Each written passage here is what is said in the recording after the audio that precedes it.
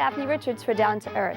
Our question this week concerns how plants can be right next to each other in the landscape but perform very differently. Well, there are many reasons for this, and I have a great illustration from my own garden. I planted a row of southern wax myrtles in my landscape last February, and only 2 of the 4 are still alive. Even though I watered them exactly the same throughout the long, intense summer, the last one in the row burned to a crisp, and then the next one up the row did the same thing. No matter how much I watered those last 2 plants, they simply did not grow as well as the others, and eventually they died. In this situation, the angle of the sun is the issue. By about 5 p.m. in midsummer, the first plant in the row was out of direct sunlight, but the last one in the row was in a direct line of the full Death Star rays until almost 9 p.m. These newly planted small shrubs just couldn't take all that intense sun and simply burned to a crisp, almost in front of my eyes. So if you have a situation where you have multiples of the same plants performing differently in your landscape, the first thing you want to pay attention to is the environment. The angle of the sun, the soil drainage, the proximity to your house or the street.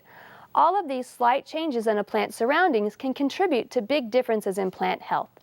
Our plant this week is fall aster, Symphyotrichum oblongifolium. I don't know about you, but I almost thought that fall would never arrive, but it finally did, and fall aster arrived with it.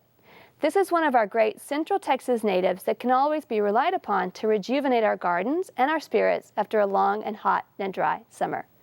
Fall aster is a smallish, mounding plant, usually staying less than 2 feet tall and about as wide, although it can get as tall as 3 feet. It looks great planted in the foreground of other fall flowering plants and along the edges of planting beds. These little guys are simply covered in flowers at this time of year, making them a real showstopper in the autumn landscape, just as almost everything else is beginning to get ready for a long winter's nap.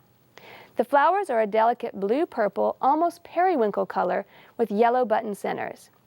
Bees obviously love this plant, and it serves as a crucial source of nectar for them at this time of year when so little else is blooming.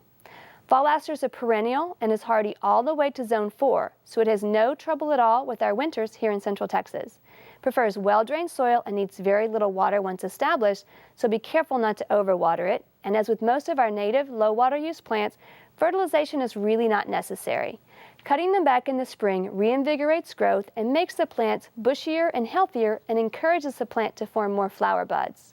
Although we've all learned the hard way that nothing's deer-proof, fall aster's aromatic leaves are a little pungent and make this plant deer-resistant. To do in your garden this week, it's time to plant some fall herbs like dill, parsley, cilantro, and oregano.